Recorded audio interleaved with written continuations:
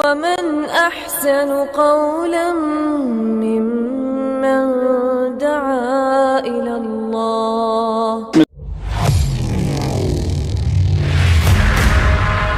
تو اسباب کا اختیار کرنا ہے لیکن اسباب پہ یقین نہیں رکھنا ہے. یہ ایک بڑا ہی باریک مسئلہ ہے کہ فرماتے ہیں ایمان جو ہے وہ امید اور خوف کے درمیان ہے کہ اللہ تعالیٰ سے امید اتنی ہو کہ اللہ تعالیٰ ہمارے سارے چھوٹے بڑے سارے کے سارے گناہ معاف کر دیں گے، اور اگر دنیا کے سارے لوگ جہنم میں چلے جائیں گے لیکن پھر بھی اللہ تعالیٰ ہمیں معاف کر دیں گے اور جنت میں داخل فرما دیں گے.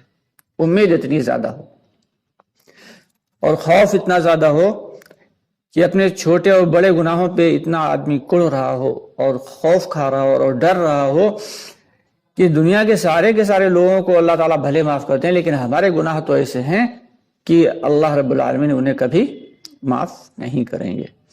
اب اتنا اس بات کا خوف بھی ہو تو دل کے اندر یہ جو خوف ہے اور یہ جو امید ہے کہ اللہ کی رحمت سے امید اور اللہ کا خوف، ان دونوں چیزوں کے درمیان ایمان رہتا ہے.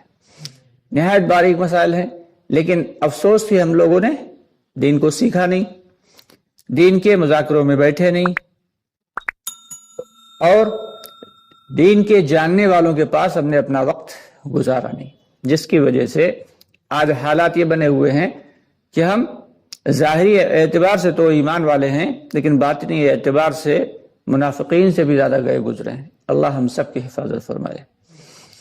کہ اللہ کے نبی صلی اللہ علیہ وسلم کے دور میں منافقین کا بھی یہ حال تھا کہ وہ 5 وقت کی نماز اہتمام کے ساتھ پڑھا کرتے تھے، آتے تھے پابندی سے جماعت کے ساتھ پڑھتے تھے، 5 وقت کی نماز ان کی نہیں چھوٹتی تھی. لیکن آج ہم اپنے آپ کو ایمان والا ہونے کا دعوے دار بتاتے ہیں اور جنت کا حقدار بتاتے ہیں، اور اس کے باوجود اللہ کے سب سے بڑے جو عمل ہے اس عمل کو ہی چھوڑے بیٹھے. ہمارے کتنے ایمان والے بھائی، کتنے مسلمان بھائی نماز جیسے سب سے اہم رکن کو چھوڑے بیٹھے ہیں. کیونکہ ایمان کے بعد اگر سب سے بڑا اہم مسئلہ کسی چیز کا ہے تو وہ نماز کا ہے. کہتے ہیں کہ اللہ رب العالمین کے یہاں سب سے پہلے نماز کے بارے میں سوال ہوگا، اور ایک حدیث کا مفہوم ہے کہ جس کی نماز صحیح نکلے گی تو اس کے باقی کے اعمال جو ہیں وہ اللہ تعالیٰ قبول فرما لیں گے، باقی کے نیک عمل قبول کر لیں گے. اور جس کی نماز ہی صحیح نہ ہوئی تو اس کے باقی کے اعمال بھی اکارت ہو جائیں گے، یعنی انہیں ابھی اللہ تعالیٰ قبول نہیں فرمائے گا. بندگی کا سب سے اونچا درجہ نماز کے علاوہ اس سے اونچا کوئی درجہ نہیں بندگی کا. اللہ کے سامنے کبھی ہم کھڑے ہوئے ہیں ہاتھ باندھے، اور کبھی جو ہے وہ رکوع میں ہیں اور کبھی سجدے میں ہیں، اپنے آپ کو اللہ کے سپرد کر دیا. دھیان ہمارا ایسا ہونا چاہیے کہ ہم اللہ کو دیکھ رہے ہیں، اور اگر یہ نہ ہو تو کم از کم کے درجے میں کہ اللہ ہمیں دیکھ رہا ہے. اگر یہ دھیان نہیں ہے تو پھر وہ نماز جو ہے اس نماز میں کوئی جان نہیں ہے، وہ نماز ظاہری شکل ہے. ہاں اللہ تعالیٰ اپنے فضل سے قبول فرما لے تو اللہ کی مرضی، اللہ سے کوئی پوچھ گچھ کرنے والا نہیں ہے.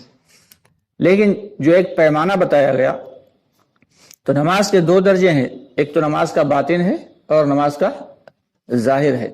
ظاہر کے اعتبار سے نماز اہتمام کے ساتھ پڑھی جائے، دوسروں کی فکر کے ساتھ پڑھی جائے، اور مردوں کے لیے باجماعت پڑھی جائے، وقت کی پابندی سے پڑھی جائے، گنڈے دار نہ پڑھی جائے کہ کبھی پڑھ لی اور کبھی چھوڑ دی.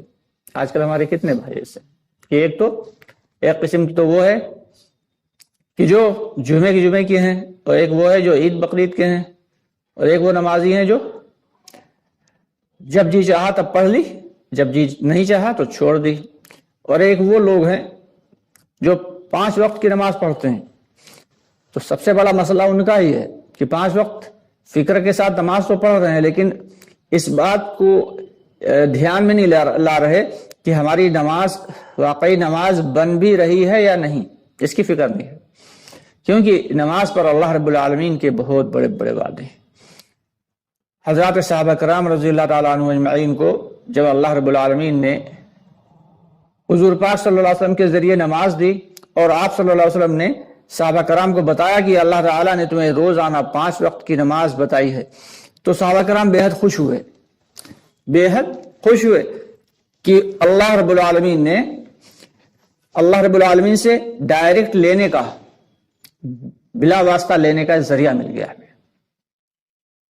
اور انہوں نے پھر کر کے دکھایا، نماز پہ محنت کی، اور نماز پہ ایسی محنت کی کہ کوئی بھی مسئلہ ہوتا تو 2 رکعت نفل پڑھتے اور اللہ سے دعا کرتے اور اپنے مسئلے حل کر لیتے۔ پکا پکایا کھانا منگوا لینا، دسترخوان آسمان سے اتروا لینا، مرے ہوئے بچے کو زندہ کرا لینا، مری ہوئی سواری کو زندہ کرا لینا، بارش میں چلتے ہوئے بھی پانی سے بچ جانا، یہ سب ایک عام سی بات تھی، ایک عام سی بات تھی۔ کہ ریگزار پڑا ہوا ہے، حضرت انس رضی اللہ تعالیٰ عنہ کے بارے میں آتا ہے کہ ان کو ایک زمین ملی، ریگزار تھی، وہاں پہ کوئی بھی پانی کا نظم نہیں تھا جو وہاں پہ کھیتی باڑی کی جا سکتی۔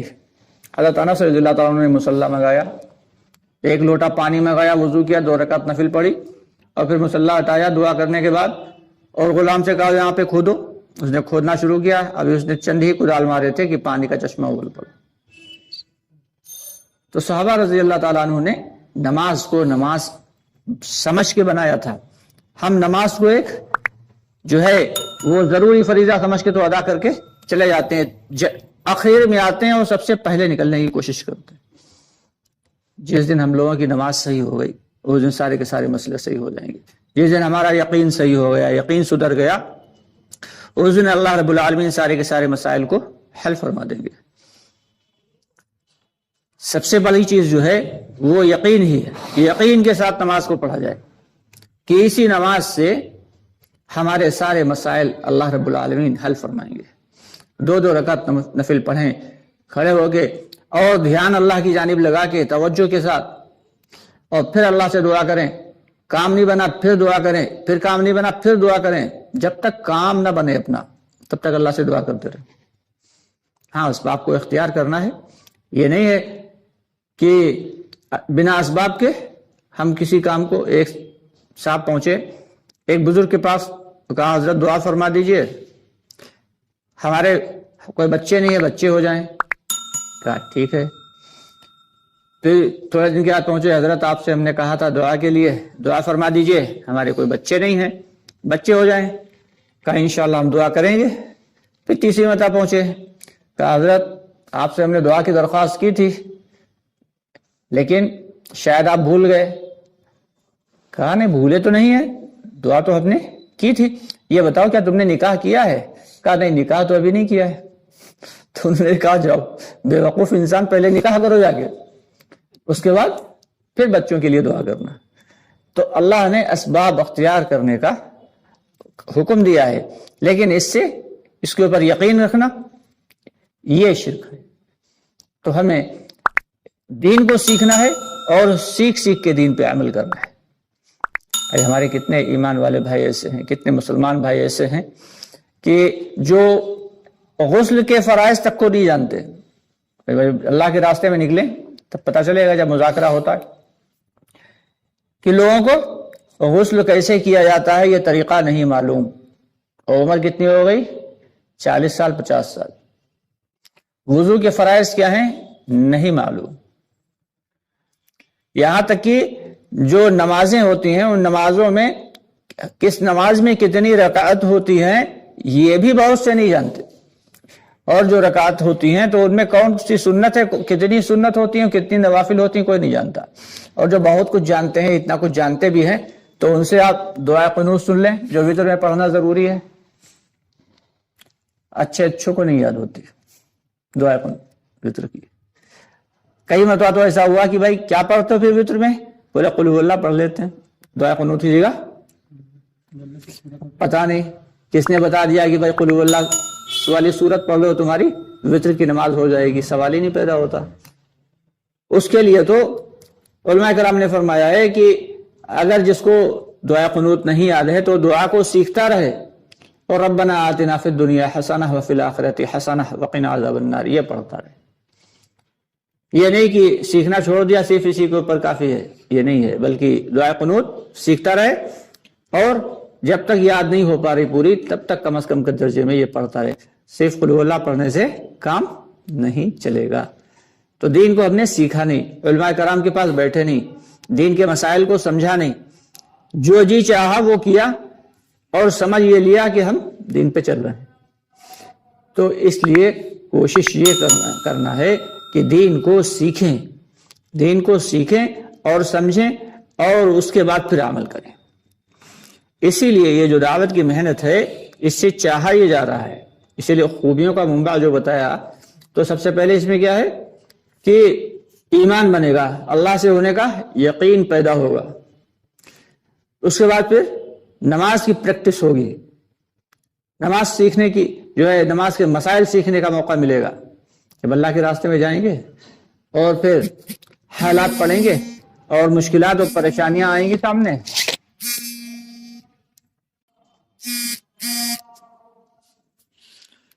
اور پریشانیاں جب آئیں گی سامنے تب پتہ چلے گا کہ ایمان ہے کیا ہمارا، اور اس کے بعد پھر جب دعا کریں گے تو اللہ سے، جب دعا کریں گے تو مسئلہ حل ہو جائے گا، اور جب مسئلہ حل ہوئے گا تو اللہ سے ہونے کا یقین ہمارے دلوں میں پیدا ہوگا۔ اور نماز کے جب مسائل سیکھیں گے اور دل لگائیں گے اور دھیان و توجہ کے ساتھ پڑھیں گے تو ہماری نماز بھی صحیح ہوئے گی۔ اسی طریقے سے دین کا علم و ذکر کے اعتبار سے اگر دیکھا جائے تو تعلیم میں بیٹھیں گے، بہت ساری ایسی باتیں ہیں دین کی جو ہمیں تعلیم کے ذریعے پتہ چل جائیں گی۔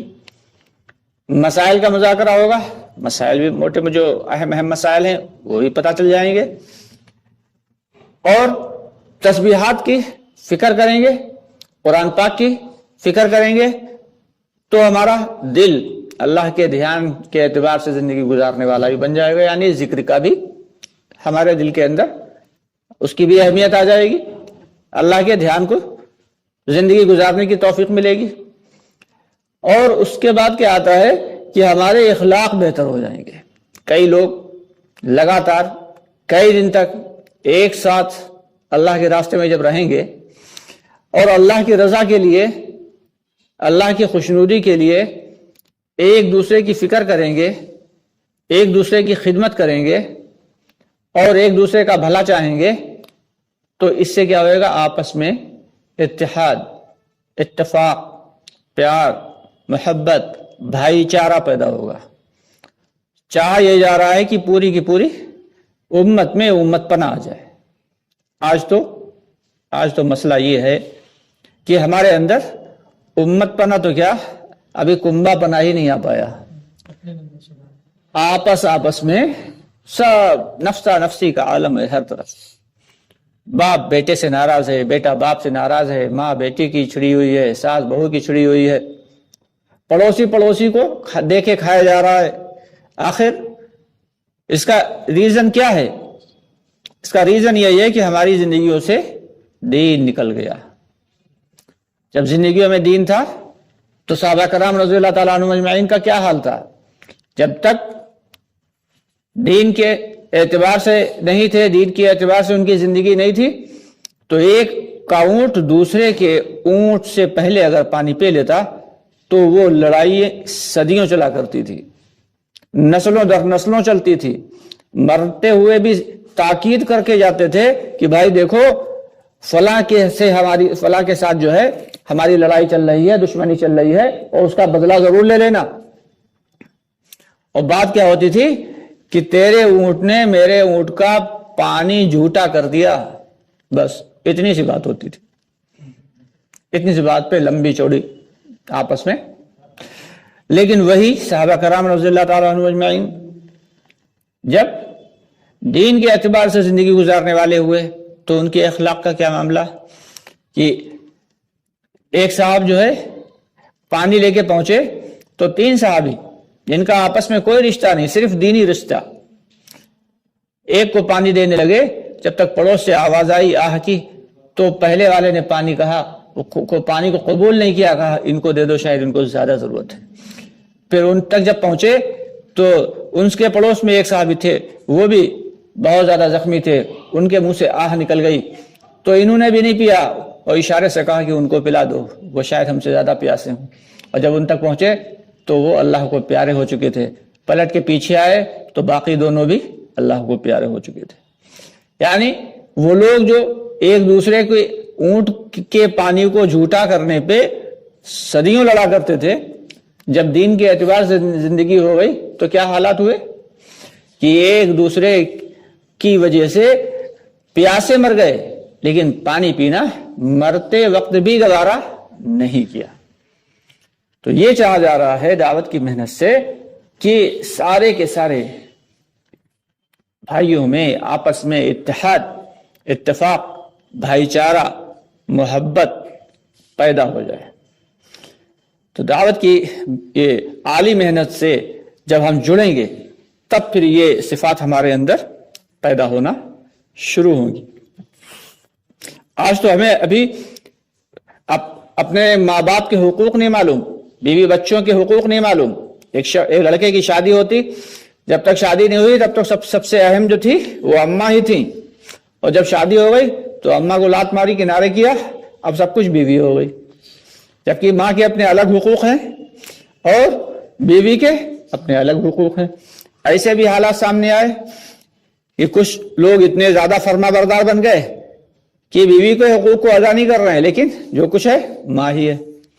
تو اللہ رب العالمین نے ماں کے حقوق کے اعتبار سے وہ الگ ہیں اور بیوی کے حقوق الگ ہیں. دونوں کے حقوق کو پہچاننا ہے, ان کو پورا کرنا, ان کو ادا کرنا ہے. یہ ہے دین. مرضی مطابق چلنا کہ نہیں اماں ہماری پہلے سے ہیں تو اب اماں ہی کا بارے میں سب کچھ سوچنا ہے, بیوی کے حقوق ادا نہیں کریں گے تب بھی اللہ کے یہاں پکڑ ہوگی. اور شادی ہوتے ہی بیوی کے پلو میں بن گئے اور اماں کو چھوڑ دیا اور گھر والوں کو چھوڑ دیا اور صرف بیوی کے حقوق ادا کر رہے ہیں, تب بھی اللہ کے یہاں پکڑ ہوگی. اگر بچوں کے حقوق ادا نہیں کر رہے ہیں, بچوں کی صحیح تربیت نہیں کر رہے ہیں, تب بھی اللہ کے یہاں پکڑ ہوگی. اور اگر بچوں کو بیجا لاڈ پیار کر رہے ہیں اور ان کو جو ہے کھلی آزادی دے دی ہے, اور تو جو بھی وہ گناہ کریں گے جب تک بالغ نہیں ہوتے اس کا بھی گناہ کا بھی جو ہے بدلہ اللہ تعالیٰ دیں گے. جیسے ثواب کا بدلہ ملتا ہے اللہ گناہ کا بھی دیں گے. تو اس لیے چاہا یہ جا رہا ہے کہ ہم سبھی کے حقوق کو معلوم کر کے اور ان کو ادا کرنے والے بن جائیں. ماں باپ کے کیا حقوق ہیں, بیوی بچوں کے حقوق کیا ہیں, پڑوسیوں کے حقوق کیا ہیں, بھائی بہنوں کے حقوق کیا ہیں, رشتہ داروں کے حقوق کیا ہیں, پڑوسیوں کے حقوق کیا ہیں. ہر ایک کے حقوق کو پہچانیں اور ان کے حقوق کو ادا کریں, اور اپنے جو ہمارے جو دوسروں کے اوپر حقوق ہیں ان کو معاف کرنے والے بن جائیں کہ چلو ہم نے سب کے حقوق کو معاف کر دیا, ہم سب کے حقوق کو ادا کریں. یہ ہے دین. آج ہم دین, جو آدمی جس نے نماز پڑھ لی وہ اسی کو بس دین سمجھ رہا کہ اب تو بس نمازی ہیں. ارے 5 وقت کی نمازی, ہم سے بڑا جنت کا ٹھیکیدار کوئی. اور جو جماعت میں جا رہا وہ بس اتنا ہی, زندگی میں تبدیلی کوئی نہیں آ رہی, صرف جماعت میں چل رہے ہیں, زندگی میں کوئی تبدیلی نہیں, تو اس سے کوئی فائدہ نہیں ہے. جا رہے ہو تو جا رہے ہو. اللہ کے راستے میں نکلنے کے بعد اگر ہماری زندگی میں تبدیلی نہیں آ رہی ہے, زندگی میں بدلاؤ نہیں آ رہا ہے, زندگی ہماری پہلے سے زیادہ بیٹر نہیں ہو رہی ہے, تو پھر یہ جو دعوت کی محنت ہے اس سے ہمیں کوئی فائدہ نہیں مل رہا. تو اس لیے ہمیں کوشش یہ کرنا ہے کہ اللہ کے راستے میں نکل گئے فکروں کے ساتھ ان اعمال کو, یعنی وہ تمام چیزیں جو دین کا ایک حصہ ہیں. نماز دین کا ایک جز ہے, روزہ دین کا ایک جز ہے, سچ بولنا دین کا ایک جز ہے, اور جھوٹ سے بچنا دین کا ایک جز ہے, دوسروں کے حقوق کو ادا کرنا, حلال روزی کمانا, صحیح جگہ خرچ کرنا, یہ سارے کے سارے اپنی اپنی جگہ دین کا ایک حصہ ہیں. علم کا حاصل کرنا دین کا ایک حصہ ہے. لیکن ہم لوگوں نے کسی ایک چیز کو پکڑ لیا اور اسی کو بس دین سمجھ رہے ہیں. تو اس لیے ہم سب کی ذمہ داری یہ ہے کہ اللہ تعالیٰ کے وعدے جو ہے وہ کامل ایمان والوں پہ ہیں. ایمان کی حقیقت جب تک ہمارے دلوں میں نہیں اترے گی تب تک مکمل دین پہ چلنا آسان نہیں ہوگا. تو مکمل دین ہے کیا کہ دین کا ہر جزو کو فالو کر رہے ہوں، دین کا جو بھی حصہ ہے اسے فالو کر رہے ہوں، کہ ہم جھوٹ سے بچ رہے ہیں، ہم گھٹتولی سے بچ رہے ہیں، ہم اچھا مال اوپر رکھ کے اور نیچے جو ہے گھٹیا مال رکھ کے اور اسے اندھا دھند بنا بتائے ہوئے بیچ رہے ہیں، تو کیا ہے یہ دین نہیں ہے، یہ دین کی خلاف ورزی ہے۔ تو اس لیے ہم سب کی ذمہ داری ہے کہ اکرام کی صفت کو اپنے اندر پیدا کریں، اور اکرام کیا ہے کہ اچھے اخلاق کو اپنے اندر پیدا کرنا اور اپنے معاملات کو بہتر کرنا۔ ایک صحابی ہیں، انہوں نے دکان کھولی کپڑے کی۔ اب اندازہ لگائیں کہ صحابہ کرام رضی اللہ تعالیٰ عنہ اجمعین اگر دنیا کا کوئی کام کرتے تھے تو وہ بھی آخرت کے فائدے کے لیے کرتے تھے، اور ہم دین کا بھی کوئی کام اگر کرتے ہیں تو دنیا کے فائدے کے لیے کرتے ہیں۔ اللہ معاف کرے، ارے یار نماز پڑھ لو چاشت کی، روزی میں برکت ہو جائے گی، وہی سے لیے تو پڑھتے ہیں۔ ارے جو ہے فلاں کام کر لیں تو اس سے کیا ہوئے گا، رزق میں برکت ہو جائے گی، عمر میں برکت ہو جائے گی، 2 رکعت نفل پڑھ لو تو طبیعت صحیح ہو جائے گی۔ نہیں بھائی، صحابہ کرام رضی اللہ تعالیٰ عنہ اجمعین تو اگر کوئی دنیا کا کام کرتے تھے وہ بھی آخرت کے لیے کرتے تھے۔ ایک صحابی نے دکان کھولی کپڑے کی، دکان کھولنے کے بعد اور دکان ان کی بہت اچھی چلنے لگی، کم پرافٹ پہ۔ کاروبار کے کچھ اصول بتائے گئے ہیں۔ حضرت عبد الرحمن بن عوف رضی اللہ تعالیٰ عنہ اتنے مالدار تھے کہ شاید آج کے دور میں ان کے اتنا بڑا مالدار کوئی نہیں ہوگا۔ تو انہوں نے جو دین کے اصول، جو کاروبار کے اصول بتائے، وہ کیا بتائے کہ کبھی بھی ادھار خرید کے نہ تو ادھار خریدو اور نہ ادھار بیچو، ہمیشہ نقد خریدتے تھے، نقد بیچتے تھے، اور کم سے کم پرافٹ پہ بیچتے تھے۔ آج دیکھ لو ہمارے ایمان والے بھائی، دکانوں کے اوپر بورڈ لگے ہوئے ہیں بکا ہوا مال واپس نہیں ہوگا۔ انہوں نے اصول بتایا تھا کہ بکا ہوا مال فوراً واپس کر لو۔ تو ان صحابی نے کپڑے کی دکان کھولی، ان کی دکان بہت اچھی چل نکلی، تھوڑے دن تک چلتی رہی۔ اس کے بعد پھر ایک دن اچانک ان کے پاس ایک آدمی آیا، کہنے لگا حضرت یہ آپ کے پاس ہم آئے تھے، آپ کے پاس سے یہ کپڑا لے گئے تھے، اور یہ کپڑا جو ہے یہ کپڑا پسند نہیں ہے، تو اسے ہم چاہتے ہیں کہ اس کو جو ہے آپ واپس کر لیں۔ تو بڑی خوشی کے ساتھ، خوش دلی کے ساتھ کہا ہاں بالکل، ایسا لگ رہا جیسے اسی انتظار میں بیٹھے تھے۔ اسے لیا اور کپڑا واپس کیا، کہا اس کے بدلے پیسے دے دیں یا یہی کپڑا دے دیں؟ کہا نہیں کپڑا نہیں چاہیے مجھے، پیسے دے دیجیے۔ پیسے دے دیے، واپس پیسے دے دیے، لے کے چلے گئے۔ دکان شٹر جو ہے ڈاؤن کر دیا، دکان بند۔ لوگوں نے کہا حضرت اتنی اچھی دکان چل رہی تھی، آپ نے دکان کیوں بند کر دی؟ فرمایا ہم نے دکان اس لیے تھوڑی لگا رکھی تھی کہ ہم اس سے دنیا کمائیں گے۔ اللہ کے نبی صلی اللہ علیہ وسلم سے ہم نے سنا تھا، حدیث شریف کا مفہوم بتایا، کہ حدیث شریف بتائی، ہم اس کا مفہوم بتا رہے ہیں کہ جو شخص بکا ہوا مال خوش دلی کے ساتھ واپس لے لے تو اللہ رب العالمین اسے جنت میں محل عطا فرمائیں گے۔ بولے ہمیں جنت میں محل چاہیے تھا، اس لیے ہم نے یہ دکان کھولی تھی۔ اب اندازہ لگائیں وہ کامیاب تھے، ان کے کیا درجات تھے، اور ہمارے کیا معاملات کہ دکانوں پہ بورڈ لگے ہوئے بکا ہوا مال واپس نہیں ہوگا۔ چاہتے ہیں مدد ہماری ویسی ہو، کیسی ہو جائے گی بھائی؟ اپنے اندر اخلاق تو پیدا کریں، اپنے اندر ویسے معاملات، ویسے حالات پیدا کریں، پھر دیکھو اللہ کی مدد آتی نہیں آتی۔ ہر عمل صرف اور صرف اللہ کی رضا کے لیے ہو، جو بھی ہو، جو کچھ بھی ہے، جو بھی نیک عمل کر رہے ہیں صرف اور صرف اللہ کی رضا کے لیے، کہ ہمارا اللہ ہم سے خوش ہو جائے، ہمارا پڑوسی خوش ہو جائے نہیں، ہمارے اماں ابا خوش ہو جائے نہیں، ہمارے گھر والے خوش ہو جائے نہیں۔ وہ تو خوش ہوں گے ہی، جب اللہ خوش ہوئے گا تو باقی سب خود بخود خوش ہو جائیں گے۔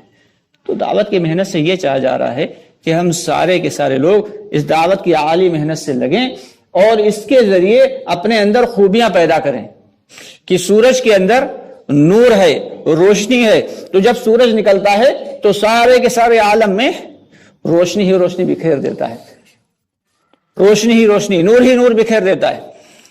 اور رات کے اندر ظلمت ہے، اندھیرا ہے، تاریکی ہے، تو جب رات ہوتی ہے تو ساری دنیا میں پوری کی پوری کرۂ ارض کے اوپر کیا ہوتا ہے؟ پھر تاریکی پھیل جاتی ہے۔ تو اگر ابھی آج سے کل ہمارے اندر، ہمارے دلوں میں کیا ہے؟ ہمارے اندر نور ہے ہی نہیں، صفات ہیں ہی نہیں. اور جب جس دن صفات پیدا ہو جائیں گی مسلمانوں والی، ایمان والوں کی، تو اس دن پھر غیروں کے لیے ذریعہ بن جائے گا. اسلام جو ہے وہ غیروں کے لیے ذریعہ بن جائے گا. اور صحابہ کرام نے یہی تو کیا کہ ان کے اندر خوبیاں تھی، صفات تھی، علم حاصل کیا انہوں نے، اور جتنا علم حاصل کیا اس پہ عمل کیا. آج نہ تو ہم دنیا کا علم حاصل کرتے ہیں، نہ ہی دین کا. تو جب علم نہیں ہوگا، اور علم کے بنا آدمی کیا ہے؟ جاہل انسان کسی جانور کی طرح ہے، اسے کسی چیز سے کوئی مطلب نہیں. تو اس لیے چاہا یہ جا رہا ہے کہ ہم علم حاصل کریں، دین کا بھی اور دنیا کا بھی، دونوں اعتبار سے. علم و ہنر، جہاں بھی آتا ہے علم و ہنر. جو دین کا علم ہے اسے علم کہیں گے، جو دنیا کا علم ہے اسے کیا کہیں گے؟ ہنر کہیں گے. تو علم و ہنر دونوں چیزیں حاصل کرنا ہے. جس دن ہمارے اندر یہ صفات پیدا ہوئیں گی، اس دن پوری کی پوری دنیا پھر سے گھٹنے ٹیکے گی، ہمارے سامنے پھر سے گھٹنے ٹیکے گی. تو فکر کرنا ہے ہمیں اس بات کو کہ ہم دعوت کی اس اعلیٰ محنت میں کے ذریعے اپنے اندر صفات پیدا کریں، اپنے اندر خوبیاں پیدا کریں.